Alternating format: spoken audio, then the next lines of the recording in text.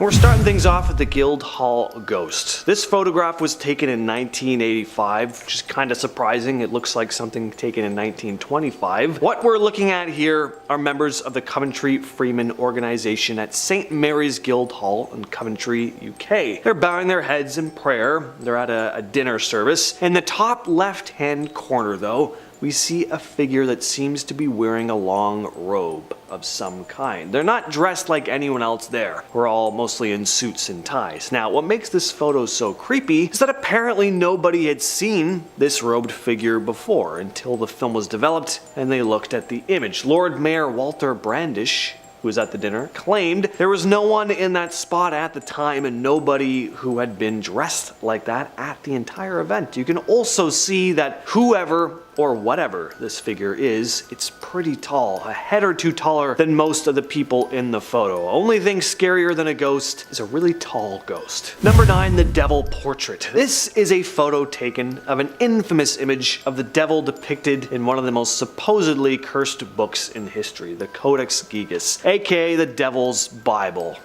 Yeah, the Devil's Bible. Wonder why the church wouldn't want this book getting around. It's believed to have been written between 1204 and 1230, year-wise, not time of day, and changed hands several times before being housed in Sweden's National Library in 1768, where it still sits today. The book contains the Old and New Testament, as well as a plethora of other information of the time, but it's the magic spells that place the book in that cursed category, as well as the image of the devil, of course. And legend has it that this is not just any mere depiction of Satan. There's a dark tale behind it. It's said that the Codex Gigas was written by a monk who had broken his vows in some way and was being sentenced to death. There are many versions of the tale, but the point is he attempted to cut a deal. If he could write a book containing all the world's knowledge in a single night, his life would be spared. This is of course an incredibly unfair and impossible task, unless you have some sort of deity helping you, right? And said monk was tempted by the devil himself and ended up selling his soul to him in order to help complete the book. And this demonic portrait is actually said to be Satan's own doing, his very signature, which he signed at the end. It's also, in some versions, the monk drew it as a tribute to him as well. Number 8, the White Lady of Worstead Church. Taken in August of 1975 by Peter Berthelot, who is visiting the Church of St. Mary's, North Norfolk, with his family. It shows his wife Diane sitting on a church bench, head bowed as she prays. Now, Peter claimed that there was nobody sitting behind his wife when he snapped the picture, but once they were showing their pictures in a slideshow several months later with some friends, one of them chimed in asking, "Diane, who's that sitting behind you?" They looked closer at the photo and were like, "Yeah, who is that?" Diane was quoted saying, "When we saw the white figure sitting behind me on the projector screen, we just stood there with our mouths open." Looking closely at the ghostly figure, it almost looks like a woman wearing a bonnet. Peter and Diane took the photo back to the church, where the vicar told them the story of the White Lady, the ghost of a woman who appears to those who need healing. And apparently at the time the picture was taken, Diane was having some health issues and was on antibiotics. Next up, we have the Sefton Church Ghost. In Merseyside, England, just north of Liverpool, stands the Sefton Church, which finished construction in the 16th century. This image here was taken in 1999, and you can clearly see what looks to be a priest standing there. It's a cool photo, but looking at it without context, you wouldn't really think there's anything supernatural about it, if it weren't for the fact that the photographer, Brad Steiger, said that there was only one other person with him in the church at the time, another photographer who was standing right beside him. So who is the person or specter in this picture? Could it be the spirit of a former priest that still lingers within the walls of the church, or is it the same ghost that apparently haunts a pub next door called the Punch Bowl? Maybe it's both. I looked it up on Google Maps. The Punch Bowl is still there, literally right next door. It's an old-timey looking pub. It could be haunted for sure. At number 6, we have the Hospital Demon. This next image is incredibly mysterious, as there's not a lot of information on it. All we really know, or at least have been told, is that the image was supposedly snapped photographed by a nurse at an unknown hospital in an unknown state. It was taken on a security camera and shows a patient lying in bed, and crouching on top of them is what looks to be some sort of demonic entity. It looks very much like your archetypal devil. You can see what looks like horns on its head. Its legs almost look goat-like with hooves. It's very creepy, even if it is a total hoax. Again, there's not much information on this image, but apparently the entity appeared briefly, and just a few hours after it showed up, the patient died. Is this the image of a genuine demonic entity waiting for the patient to pass before dragging them to hell? Is it just a hoax? Let us know your thoughts in the comments once again. And we're going back to the realm of cursed books now with the Grand Grimoire. This image here is one of the many illustrations associated with the Grand Grimoire. It's a textbook of sorts containing all sorts of black magic spells, believed to have been written in 1702. The book gives a detailed description on how to summon a specific demon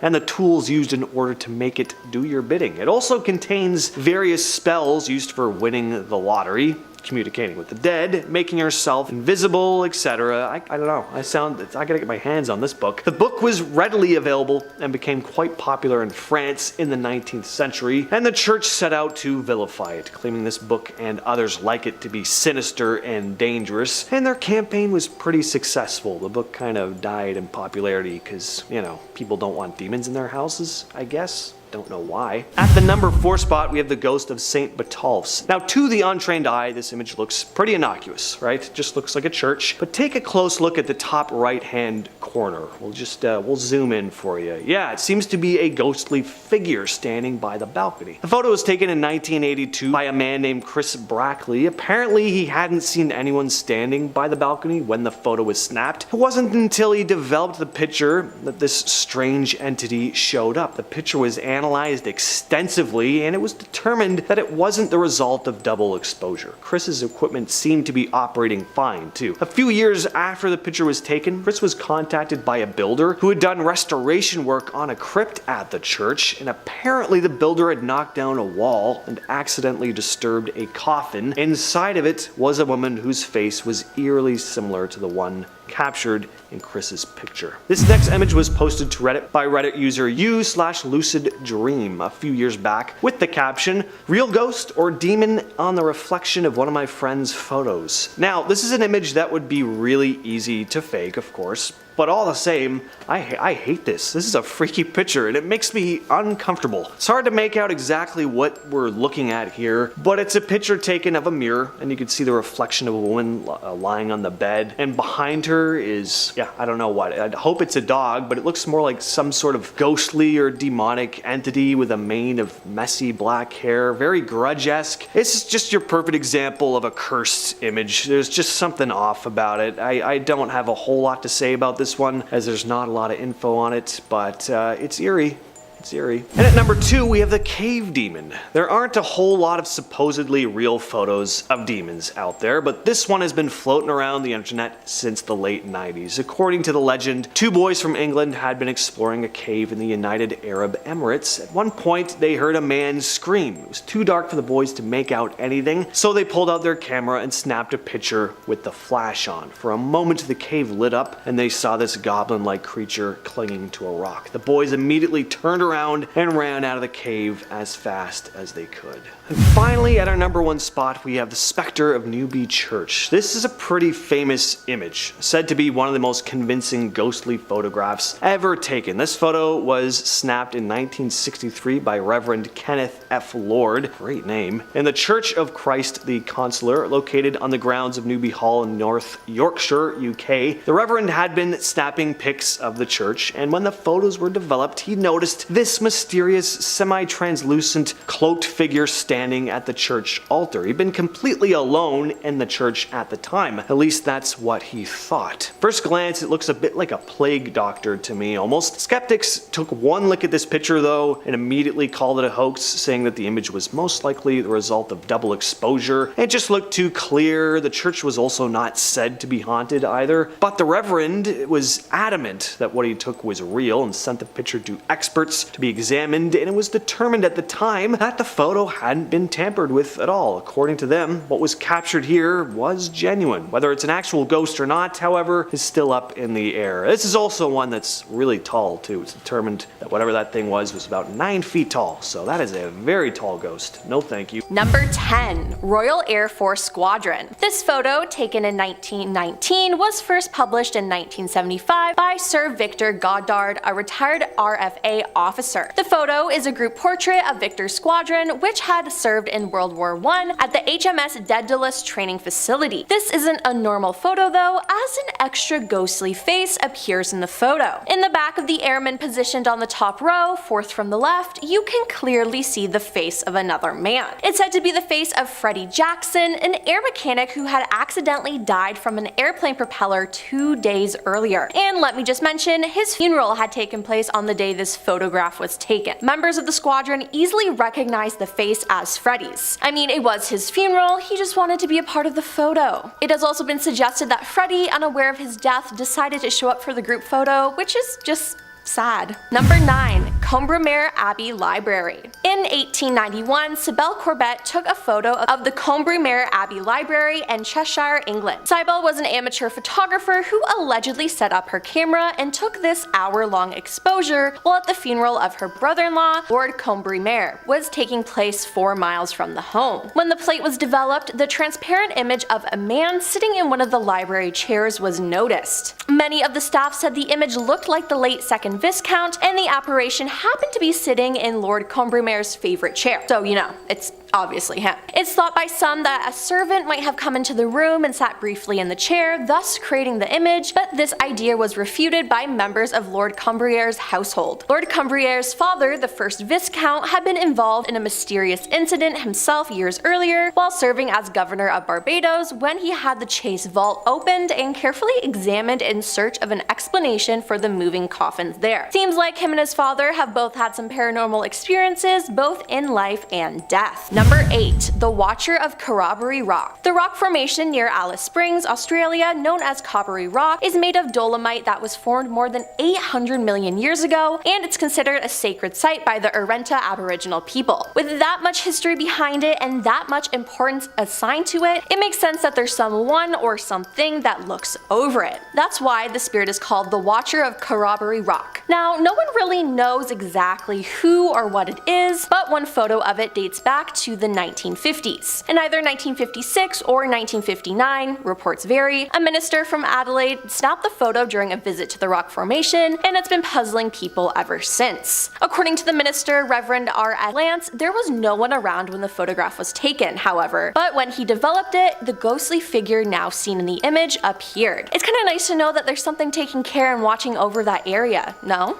Number 7. Leeds General Infirmary. Now, why wouldn't there be a creepy ghost photo taken in a hospital? With many patients' lives ending and beginning there, those places are full of spirits. Now, this photo isn't an extremely well-known ghost photo, but it's still creepy nonetheless. This photo was taken at Leeds General Infirmary by Andrew Milburn. The photo shows what appears to be a ghost nurse or patient fleeing into a room in a hospital corridor. Andrew took the photo to show his girlfriend where he was in the hospital and did not mean to capture a ghost. He didn't know this ghost was in the photo until he reviewed it more closely. Andrew had always been skeptical about ghosts, but seeing this figure changed his mind, and honestly, that would change my mind too. Number 6. Whaley House. Known worldwide as the most haunted house in America, the Whaley House is recognized for its historical significance in Old Town San Diego. They do haunted tours on the property, and this family went on a tour and got their photo taken. In the photo, you can see the brown outline of someone or something in between the two adults. Now, there are multiple people this could be. One of the most infamous ghosts in San Diego is the spirit of Yankee Jim Robinson. Yankee Jim was hanged in the house in 1852 after being convicted of stealing horses. Thomas Whaley himself, who owned and lived in the house with his family years later, had said they could hear heavy footsteps going up and down the stairs. Visitors have reported cold spots and the feeling of their chest and throat tightening while in the home. Others claim to have seen Yankee Jim too, and an apparition that appears and disappears when you get close. This ghost in the photo could also be Thomas Whaley himself. Today and for many years, visitors of the house have reported seeing Thomas. One guest waved to a man she said she saw standing in the parlor. No one else could see the man, but when asked what he looked like, she described a man wearing period clothing that resembled Thomas. Adults too have seen him wearing a frock coat and pantaloons standing on the second-story landing, and others have seen his wife, Anna, usually floating about in the garden or in the downstairs room. Her ghost, which appears white and billowy, seems to just drift about and then disappears. So with so much ghost activity in that house, I am sure it's one of those spirits. Number 5. Tantallon Castle. Tantallon Castle dates back to the 14th century, stands on a remote headland near North Berwick, and was badly damaged in an attack by Oliver Cromwell's forces in 1651. A photo taken there shows a ghostly figure. The photo, taken by Christopher Anachin in 2009, still remains an unsolved mystery. It's a photo of a man in what appears to be 16th century clothes. It's known that no mannequins or costume guides are used within the castle, and experts have confirmed through analysis that there is no digital alterations at play. Even skeptics have been left baffled by the image after tests confirmed no technological trickery is at play. Psychologist Professor Richard Wiseman from the University of Hertfordshire, who studied the picture, said the figure appears to be in a period costume, but we know 100% that the Tantallon Castle is not the sort of place that has mannequins or costume guides. Seems like an old spirit just wanted to take a look outside. Number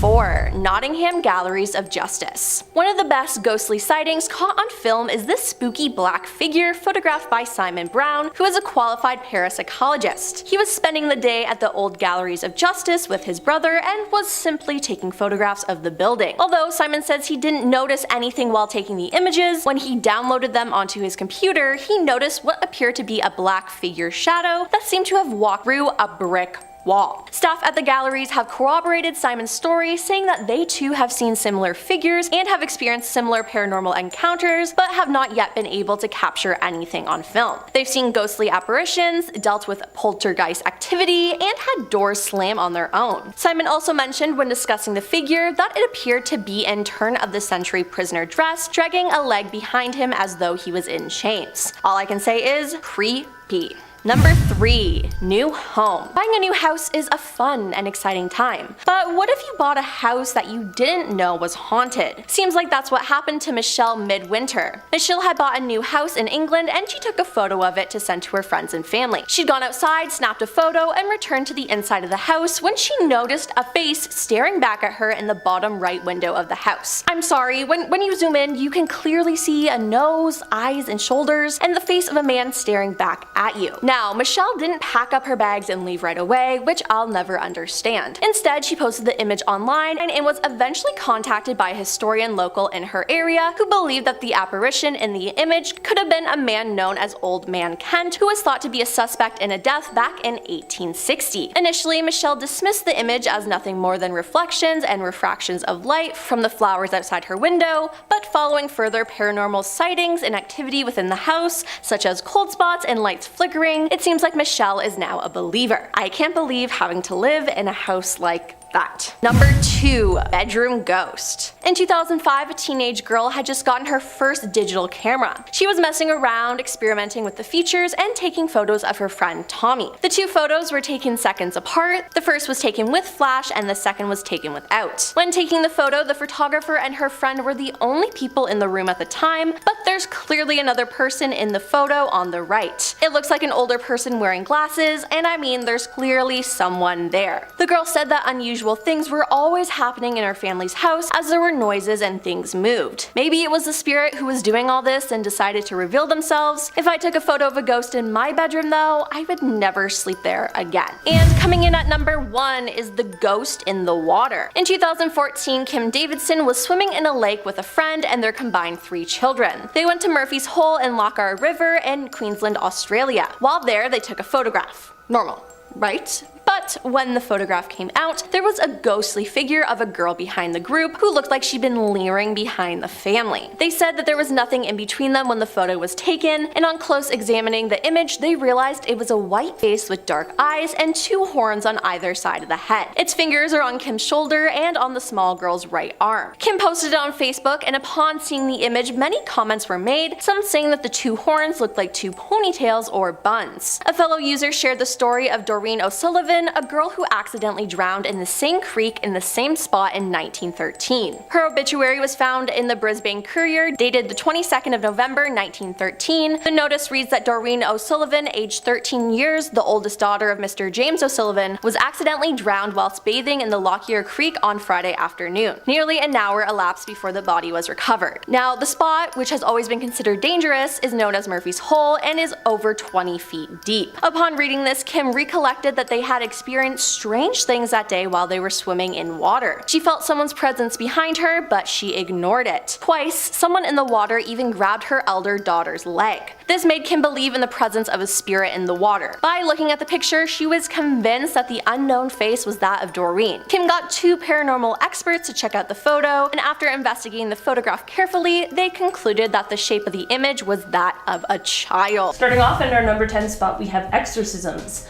So one would think that exorcisms would be strictly reserved for horror movies and the like, but that is simply not true. They are definitely a real-life nightmare, and the former chief exorcist of the Vatican certainly knows all about them.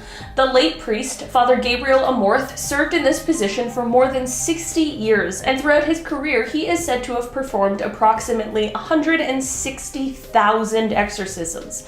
That's an insane number. What's even more concerning is it's not like he's the only one doing them. There are tons of priests who perform these things. So much so that there's a workshop at the Vatican that has welcomed 250 priests from across the world to learn how to perform such a thing. This is all to say that a lot more exorcisms are happening than I would have liked to think. In our number 9 spot today, we have the man on trial. Okay, history is full of a lot of weird stuff, especially when it comes to laws and court and all of that stuff. Things were really different back then, and this is an example of just how different. In 897 AD, the Catholic Church put a dead man on trial. People have definitely been held accountable after death in our modern society. A posthumous trial can be held for a variety of reasons, but that's not what happened here. No, they actually exhumed the body of this man after he had been dead for 7 months already, and they literally brought his body to the courtroom. Necessary? Probably not. Dramatic? Most certainly. I thought jury duty now was bad. Imagine being the jury for that trial. This man on trial was Pope Formosus, and he was being accused of usurping the papacy. In the end, he was found guilty of this. All of his acts as Pope were declared null and void. His body was then stripped of all official garments and instead dressed in rags. His 3 fingers of benediction were cut off and his body was thrown into the river. They very obviously took this all very seriously. In our number 8 spot today, we have Wine Wednesday. Okay, this one might not be terrifying, but I guess that depends on how you feel about wine. According to reports, it is said that the wine consumption in the Vatican is greater than any other country. Like, statistically, the average person living in the Vatican consumes 20 gallons of wine every year. It's a lot of wine. That's 3 times the average of someone in the UK, 6 times as much as someone in the US, and twice as much as the typical resident of France and Italy. If only there wasn't so much other creepy stuff going on in the Vatican, it might actually be a good time. In our number 7 spot today, we have the crime rate. The Vatican is the smallest state in the world in terms of both area size and population size. Despite this fact, however, it still manages to have one of the highest crime rates in the entire world. Not what you would think for the Holy State, right? The crime rate in the Vatican is said to be 20 times higher than the crime rate in Italy. It's said that there is 1.5 crimes per person. It is said that this is due to the high number of tourists, which makes the area a pickpocket's dream. But who's to say for sure if that's the case? Either way, best to keep your eyes and ears peeled if you're ever walking through those streets, apparently. In our number 6 spot today, we have the digital world. Okay, definitely less terrifying and more just bizarre, or I guess surprising is probably the right way to put it. During his time in the position, Pope Benedict XVI liked to send text messages to his subscribers around the world. Surprisingly, in 2009, the Vatican even opened up a YouTube channel to show different papal addresses and ceremonies. To take this all even a step further, the Vatican even had an app for smartphones. Imagine being the person who created it. The app contained multiple different versions in different languages of a prayer book and the prayers of daily mass. Just months before his resignation, Pope Benedict XVI even got a Twitter account. So, the papacy is going digital, apparently. In our number 5 spot today, we have the secret archives. The secret archives of the Vatican are one of the best known things about the entire state, but what exactly is in them remains much of a mystery. The archives are 53 miles long and there are thousands and thousands of catalogs. Only scholars can access these catalogs, but it still takes quite a bit of time and effort to get a pass to see them. Also, once you're there, you have to request what you want. There's no browsing the archives allowed. The official purpose of these archives is to house important paperwork and things pertaining to the Pope, but many people have speculated about all the secrets that these archives could be holding. Considering how many things and stories most of us have heard about what secrets may be hiding in the Vatican, one can only guess what atrocities may lurk in some of the pages found in these archives. In our number 4 spot today, we have the bank.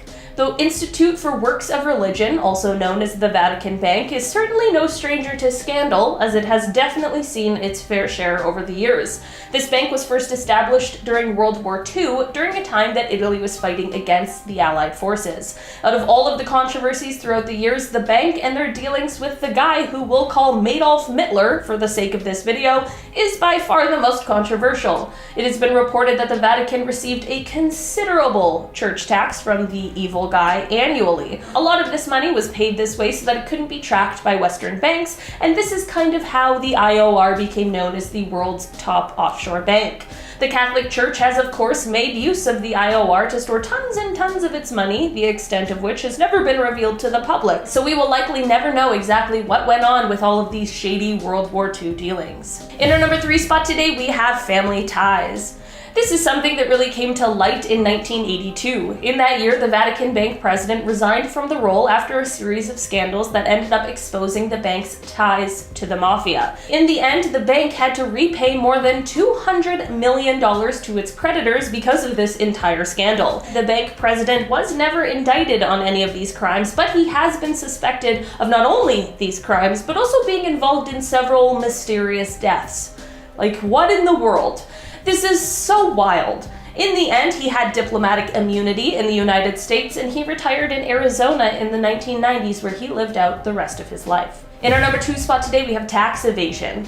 So there's a rule where the Vatican enjoys a property tax break for all non-commercial properties that contain a chapel. It's a pretty sweet deal, and they apparently decided to try and kind of take advantage of that a little bit. Between the years 2001 and 2006, the Vatican allegedly kind of evaded taxes that amounted to a cool 4 billion euros. The European Court of Justice, of course, ruled this entire thing illegal, and that is why the Vatican had to later procure 4 billion euros as post-dated tax. Many people speculate that this is just a drop in the bucket of what they owe in evaded taxes, but I don't even know how to do my own taxes, so who am I to say? In our number 1 spot today, we have the secret court. This one isn't so much a secret anymore, but it was up until 2009. The Vatican has a secret court for sins that are based on conscience. The bishops who handle these hearings are known as the Tribunal of Conscience, and this whole idea was created by Pope Alexander in 1179, and like I mentioned, was kept a secret from the public until 2009. The sins that this court sees range from the spitting out of a communion wafer all the way to things like priests breaking their vow of celibacy, and I'm sure a lot more stuff that we just won't even get into. You know, fun stuff. Starting off this countdown, we have Pope Boniface VIII. This dude was the definition of corrupt and disgusting. So he was the head of the Catholic Church from 1294 until his death in 1303. Let's just say that he did not practice what the church was preaching. This dude was known to take advantage of a number of young men. In response, he said that it was as natural as rubbing one hand against the other. So he said taking advantage of the young was totally fine. Not only that, but one time he got it on with a married woman and her daughter. I know. It's gross. In our 9th spot, we have simony. Simony is something that was practiced around the Middle Ages. It's the act of buying your way into church offices. This became a huge problem in the 9th and 10th century. So basically, the church was selling positions in the office. This allowed people who had money to become clergy members. Half the time, they weren't even educated and couldn't even read or didn't know how to perform ordinary religious services. But what the church only cared about was money. In 1487, the Pope sold 24 offices, and people were outraged because unqualified people were becoming bishops or cardinals. The church would also do this with religious items. They would sell them for tons of money, and people would foolishly buy them from the church. In our 8th spot, we have the Pittsburgh priests. A couple of years ago, it was revealed that 6 Pennsylvania priests routinely took advantage of a number of individuals over the course of several decades. One disturbing report claims that they made a young man pose like Christ on the cross while they photographed him doing so. The photos were then sent to a number of other priests. The total amount of priests accused are 300. This is absolutely disgusting, and I feel so bad for the innocent victims that were taken advantage of. In our 7th spot, we have ignoring the situation. When Pope Francis heard the story that I just mentioned, you know what he had to say? He said, and I quote, "Most of these cases belong in the past." Meaning, hey, thanks for coming forward, but let's move on from the past and ignore everything that happened. He continued on saying, and I quote, "If one member suffers, all suffer together with it." He said that after it was revealed how many priests were found guilty. Now, people weren't happy by him saying this because, first off, he's never going to feel the same suffering as the victims, and second, he's more worried about how bad this makes the church look rather than bringing justice for the victims. In our 6th spot, we have hiding the past. People are incredibly furious how the Pope handled all of the allegations made against the priests. The right thing for him to do would be allow criminal authorities to access the church records worldwide, so they can try and get justice for all the victims and get rid of the men taking advantage of their power and position. But of course, he won't allow that, nor will the other men who run the church. Instead, it's let's keep it all hush hush and hope no other victims come forward. We are now at our 5th and halfway mark with the years of cover-ups. Back in 2018, it was revealed that Bishop Juan Barros of Chile was accused of covering up clerical abuse for years. The bishop denied, saying he never knew about this, but one of the victims say that he was there when one of the incidents happened and bore witness to it all and then did nothing. For years, this bishop covered up several incidences and protected the perpetrators. This just makes me sick. After being called out though, he did resign. Coming in at number 4, we have the punishments for disobeying. Bishop Gonzalo Duarte Garcia de Cortazar is another member of the Catholic Church that used his power to take advantage of a number of individuals. There were reports of him doing this all the way back to 1992. Back in 1992, he publicly slapped a student because the student refused to kiss him on the lips. In fact, this was common. If the students wouldn't do as he told them to, they would be slapped or punished. And Bishop Juan Barros was responsible for covering this all up, so word wouldn't get out. Coming in at number 3, we have the slush funds. The church has also been known to do sketchy and illegal things with their money, such as move Vatican money through slush funds across Europe. On top of that, they used $250 million of the church's money to invest in luxury London apartments, which ultimately tanked. They even contemplated investing hundreds of millions of dollars into oil fields. This money was supposed to support palpable charities. They also have a history of embezzlement, fraud, and money laundering.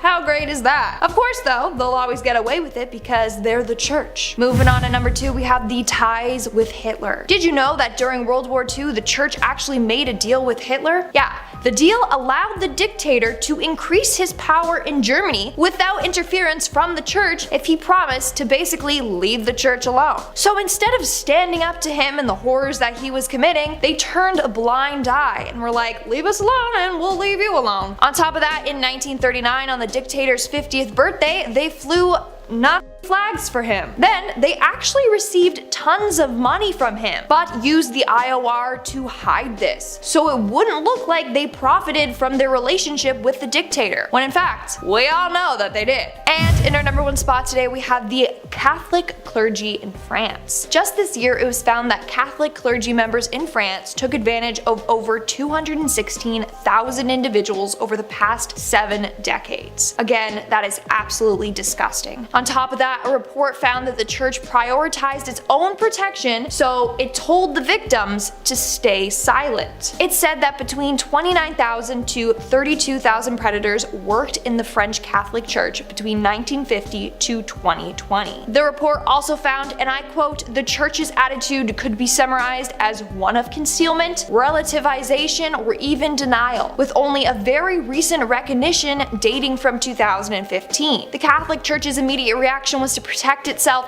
as an institution, and it has shown complete, even cruel indifference to those having suffered abuse." And we're starting off with this photograph of the types of cells that were used to house supposed witches during the Salem witch trials. The Salem witch trials were a very dark and infamous chapter in American history that unfolded in the late 17th century. Taking place in Salem, Massachusetts, the trials were fueled by a climate of fear, superstition, and religious fervor. Accusations of witchcraft spread like wildfire, just tearing apart families and communities. It all began when a group of young girls claimed to be afflicted by strange ailments and started pointing fingers at certain individuals as the source of their suffering, all of which were kind of outcasts in the community. And these accusations quickly snowballed. It led to mass hysteria and just a frenzy of trials. The accused were subjected to flawed and biased legal proceedings. Evidence and confessions were obtained under duress and were deemed admissible, and 19 innocent people were ultimately convicted and put to death. Historical documents and illustrations related to the Salem witch trials were often concealed by authorities seeking to downplay the events and distance themselves from the mass hysteria that was going on at the time. At number 9, we have Pope Pius XII's secret wartime documents. These documents, which were previously hidden within the Vatican's secret archives, were released in 2020, and they reveal some pretty intriguing stuff about the Vatican during World War II and the Pope's relationship with the leader of the Third Reich. These documents, spanning loads of pages, give us a peek behind the curtain, if you will, of Pope Pius's actions during one of the darkest times in history. People were hoping for some concrete answers about the Pope's stance during this time, but it turns out it's a bit of a mixed bag. Apparently there's no definitive evidence in these documents that he actively denounced the actions of the Third Reich, or was at least doing enough to try and help the people. And as it turns out, he even had contact with Mr. H himself. There is also some evidence, of course, he was working behind the scenes to try and aid in the war effort, but historians and scholars are having just a field day with this treasure trove of information, trying to uncover the truth about the Vatican's role in those tumultuous times. At number 8, we have Anneliese Michel. Most of you have probably seen this image before. It's incredibly harrowing, really sticks with you. No amount of horror movie makeup can replicate just how disturbing the image of this poor woman is. The case of Anneliese is a haunting and very tragic tale that unfolded in the 1970s. Anneliese, a young German woman, experienced a series of alarming physical and psychological symptoms that were eventually attributed to demonic possession. Convinced that she was possessed by demons, Anneliese and her family sought help from both medical professionals and the Catholic Church. Unfortunately, her pleas for assistance were met with a blend of misguided religious fervor and a lack of appropriate medical intervention. Anneliese's condition just deteriorated rapidly, and she endured months of grueling exorcism rituals performed by 2 priests. The sessions were physically and mentally tortuous, with Anneliese being subjected to restraints, being denied food, and enduring countless hours of psychological torment. Although there are also stories about her even outright denying food herself, so there was definitely stuff going on here within her brain that just wasn't being properly diagnosed. Throughout this chain of sad events, Anneliese's health worsened. She became emaciated and weakened.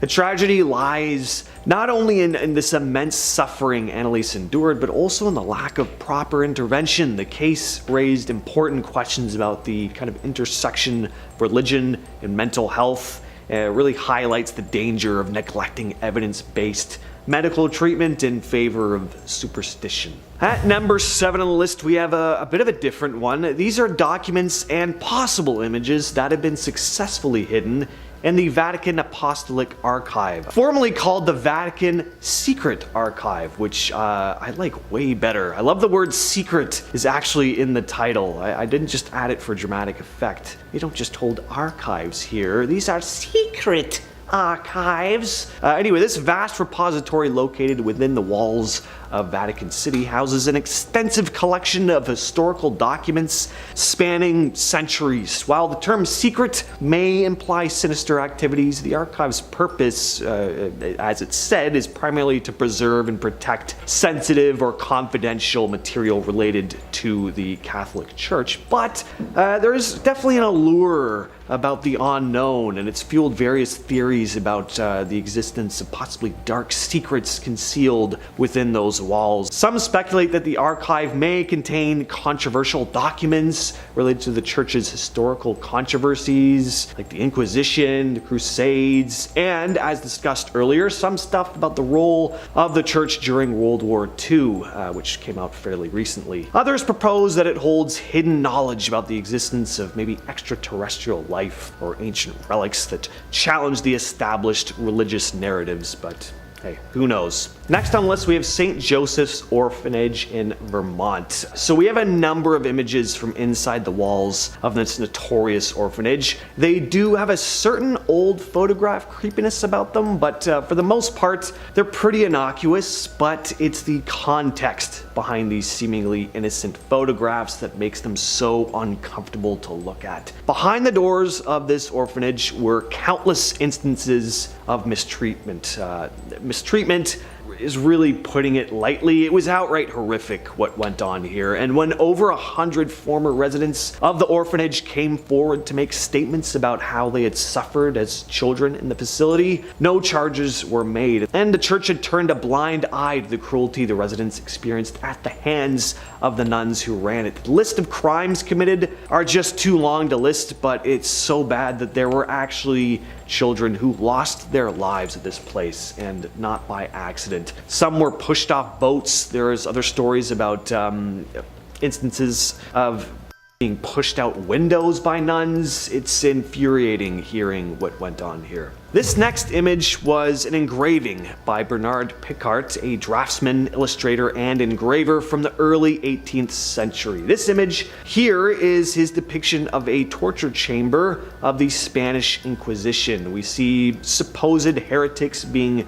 suspended by ropes. One man has his feet being held to a fire. Picart created a body of work that challenged the religious norms of his time. His art often depicted religious subjects in unconventional ways that questioned the dogma upheld by the Catholic Church at the time. Picart's approach was met with disapproval a lot of the time and condemnation from the church, who considered his interpretations as blasphemous or heretical. But his willingness to depict religious figures and stories in a critical light led to his work being looked down upon and criticized by the church. Up next, we have this image. This is Dennis Rader, someone who upstanding members of the Christian faith would not be proud to learn that he is indeed a believer. Dennis Rader was a notorious American serial killer who terrorized the community of Wichita, Kansas from 1974 to 1991. What made Rader's case particularly chilling was the stark contrast between his heinous crimes and his seemingly normal everyday life. At the time of his arrest in 2005, it was revealed that Rader had served as a church leader, contributing to his image as this upstanding member of society. He was an active member of the Lutheran Church, holding positions such as president of the church council and leader of the Boy Scouts. Rader's role as a church leader and this image he upheld as being this dedicated member of his community only made it more of a shock when he was found out about his crimes. This guy, just an absolute monster. He did some incredibly twisted things that I just can't go into detail here, but just a reminder that no matter how decent people seem on the outside, there could be something much darker going on behind closed doors. Not trying to say you shouldn't trust anybody, just, keep your eyes peeled. Don't be too trusting. At number 3, we have the Salem UFO sighting. This photo may not look all that spectacular compared to some of the actual footage we've seen of possible UFOs today, but just keep in mind that this photo was taken in 1952. It wasn't doctored, and these mysterious glowing lights in the sky have never been explained. Photo was snapped by Coast Guard Officer Shell Alpert in Salem, Massachusetts. What makes this image really stand out is just how clear it is. It's not blurry, it's very obvious that there are 4 glowing discs hovering in the air. Now, in terms of why the church would have tried to hide an image like this, maybe people starting to believe in the presence of extraterrestrial life would have gone against what the Bible laid out. I just put this one on here because it's an intriguing photograph. Number 2, let's change gears for a minute and take a look at a fairly recent image that made headlines when it was first shared on social media back in 2017. It didn't make headlines on major publications or anything, but it was all over the internet at the time. This image looks to be some sort of large winged thing. The picture was taken in Phoenix, Arizona by Richard Christensen, who's just as confused as everyone else as to what he captured on camera. Some said it resembled Mothman, but others said that this shadowy figure resembled an angel or even possibly a demon. Definitely looks more like a harbinger of doom to me. Of course, could just be a trick of the camera or just an outright hoax, but I think it's a pretty eerie looking photo. And coming in at number 1 is William Tyndale. This image depicts the termination of William Tyndale, who was burned at the stake for doing what, you might ask? Turns out it's translating the Bible into English. As it turns out, what the Catholic Church was trying to hide here was actually the Bible itself. At least they wanted to keep it out of the hands of everyday people, anyway, which they believed would undermine their power. Tyndale believed that the Bible should be accessible to the common people in their own language, challenging the church's monopoly on biblical interpretation. His translation work, particularly the New Testament, faced opposition from religious authorities who sought to maintain control over religious teachings. The church considered Tyndale's translation as heretical, as it was in direct opposition to their authority, and his efforts were met with resistance, and he was ultimately arrested in 1535. In 1536, he was sentenced for heresy. He was sentenced and condemned to death by strangulation before being burned at the stake. Number 10, SS Watertown. In December 1924, James Courtney and Michael Meehan were crew members on the SS Watertown. They were cleaning a cargo tank of the oil tanker, and they were overcome by gas fumes, which resulted in both of their deaths. Due to this, the crew buried them at sea, but to their astonishment, the ghostly faces of the soldiers appeared in the water the next day. Yeah, like in the waves. Later on, many other crew members reported seeing the faces as well. The faces were so visible that the captain of the ship ordered them to take a picture of them to have for proof, so people didn't think that they were crazy. And this was smart, because if someone told me they saw faces of 2 dead men in the water, I would probably never talk to them again and think that they were cuckoo. Although, in the picture, you can clearly see 2 faces, which is just plain creepy. When the SS Watertown returned to land, the negative was even checked for fakery and proclaimed genuine. So yeah, just 2 faces chilling in the waves. No big deal. Number 9, the nurse. This photo was taken in an abandoned tuberculosis hospital in Louisville, Kentucky called Waverly Hills Sanatorium in 2006. As you can imagine, many people passed away here, and it's rumored to be filled with paranormal activity. In recent years, it has become one of America's most popular destinations for ghost hunters. This image depicts a woman just standing to the right side, but when the photo was taken, no one was there. It was a ghost. It has been agreed among the paranormal community that the photo depicts Mary Mary Lee, a nurse who took her own life in the hospital. The story goes this poor woman was impregnated by a doctor who worked in the hospital but later wanted nothing to do with her. Nowadays she wanders the halls of the hospital and interacts with ghost hunters. Number 8. Tulip Staircase. Reverend Ralph Hardy, a retired clergyman from White Rock, British Columbia, took this famous photograph in 1966. Originally, he only wanted to take a picture of the elegant tulip staircase in the Queen's House section of the National Maritime Museum in Greenwich, England. And I mean, I don't blame him.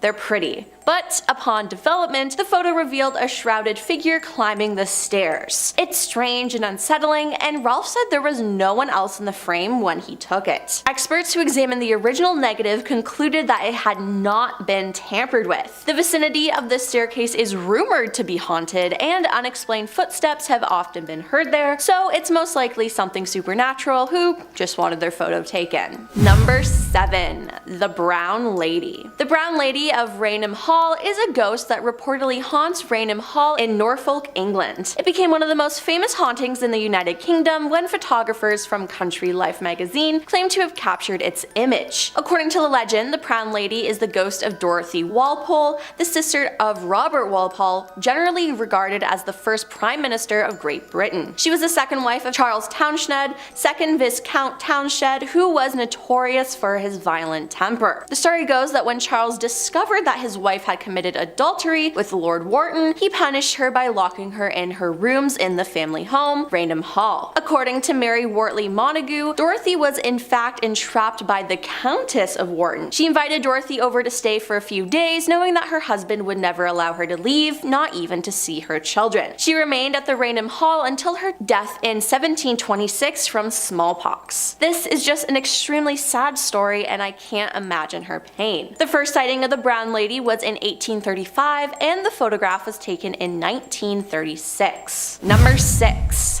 Falling through the ceiling. Back in the 1950s, the Cooper family from Texas moved into their new house. Once there, they took a family photo, which seems normal, right? Well, not for them. When the picture was developed, the image of a body falling from the ceiling was clearly visible. To be clear, no one fell from the ceiling when they took the photo, so what happened? As further investigation on the story has brought no plausible explanation, there exist many speculations, including one that argues that the shadow is the ghost of the previous owner of the house. But my question is, why is he falling from the ceiling, and why did he have to ruin that beautiful family photo? I remember seeing this photo on the internet when I was probably too young to see it, and after all these years, this image still gives me chills. Ugh. Number 5.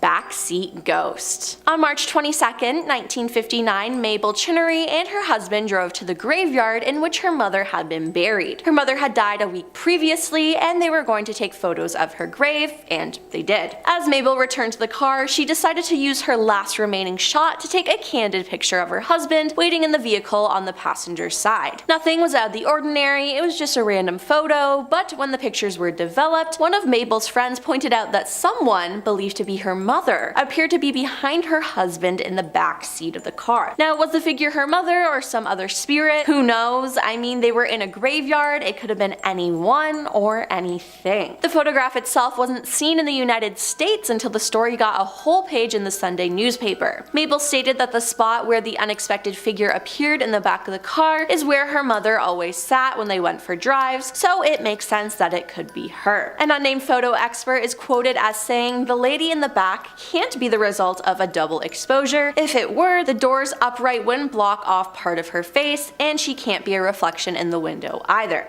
So maybe it really is Mabel's mother. Number 4. Wem Ghost. On November 19th, 1995, Wem Town Hall burned to the ground in Wem, Shropshire, located in England. During the fire, Tony O'Rahilly, a sewage farm worker who was also an amateur photographer, was originally stopped by police from approaching the burning building. He took a picture of the blaze from across the street with a 200mm lens. It appeared to depict the image of a young girl in the doorway of the burning building. Now, to be clear, there were no injuries or fatalities from the fire. This was not a human. Locals who saw the photo believed it was the ghost of Jane Churm, a young girl who was accused in 1677 of starting a fire in the same town. The image of the girl in the doorway of the burning building was not noticed by Tony, the photographer, or the onlookers. It only appeared after the photo had been developed. I mean, if she was accused of starting a fire and then she popped back up in an area where another fire started, it seems like it really could be Jane. Number 3. The Spectre of Newby Church. The Spectre of Newby Church is the name given to a figure in the photograph taken in the Church of Christ the Consoler on the grounds of Newby Hall in North Yorkshire, United Kingdom. The image was taken in 1963 by the Reverend Kenneth F. Lord. As the figure appears to resemble a human, much speculation has been had regarding what type of person might be in the image. Most speculation by believers has concluded that it resembles a 16th century monk with a white shroud over his face, possibly to mask leprosy or another disfigurement. Others believe it looks like a plague doctor from the 16th and 17th centuries. Initial claims suggest that the figure would measure at 9 feet tall, but its feet are not visible, so it could easily be standing on a box, giving the impression of height. Some people thought the photo was due to double exposure, but photographic experts have concluded that the image is not the result of double exposure. So what was it, and why was it in a church? No one truly knows, but it's extremely frightening. What does it look like to you? Let me know in the comments. Number 2. Mystery Guest. On January 22nd, 1985, the Coventry Freeman organization and their guests stood in prayer during a dinner event. All the guests are still, and as it was a dark room, the photographer probably thought it would be the perfect time to allow for a longer than usual exposure to get enough light into the picture. Makes sense. Now, nothing was out of the ordinary at the time, but as people started to see the print of the picture, a mystery surfaced. Who was the robed figure standing near the end of one of the tables? No one had dressed up for the event, and no one remembers anyone standing there as they stood for prayer. The figure also seems to be taking part in the prayer, head slightly bowed, hands clasped in front. St. Mary's Coventry, Warwickshire is where the event was hosted. It has many legends of ghosts and paranormal activity, but I wonder why this being decided to join in prayer. It just gives me bad vibes, like evil lurks within it. And coming in at number 1 is the Young Boy. One of the most famous haunted houses in the United States is the Dutch Colonial House at 112 Ocean Avenue in Amityville, New York. The haunting stems from the night of November 13th, 1974, when 23-year-old Ronald Defoe ended the lives of all 6 members of his family. He was then arrested, convicted, and given 6 concurrent life sentences. In December of 1975, George and Kathy Lutz, along with their 3 children, moved into the house and claimed that spooky things were happening. For example, George would wake up at 3:15 every morning, which was the approximate time that Ronald committed his crimes. Kathy said she would feel a ghostly presence and be embraced by it. All of this and more caused the family to flee in fear after only staying in the house for 28 days, and honestly, I don't blame them. Due to this, demonologist Ed and Lorraine Warren visited the house and set up time-lapse infrared cameras and caught this photo. The picture wasn't made public until 3 years later when George Lutz appeared on the Merv Griffith Show in 1979. Believers of the haunting think that the picture is the ghost of the youngest Defoe son, John Matthew, who was 9 at the time. Others believed it's a staged photo, but despite its controversy, this picture is one of the most frightening images from the Amityville horror.